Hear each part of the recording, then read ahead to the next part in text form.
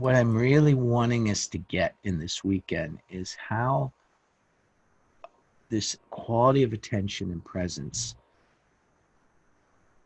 can use these object relations to create transformational energy.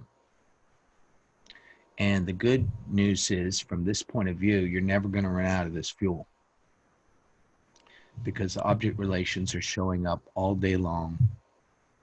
And the trick is to start to recognize these sources of fuel and to learn that, yes, I can work with this.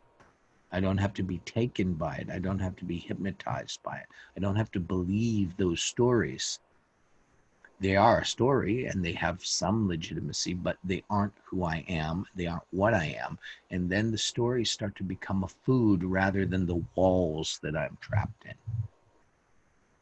You know, you've all heard me say, the Enneagram doesn't put you in a box. It shows you the box you're already in and how to get out of it. Well, that box is made out of object relations.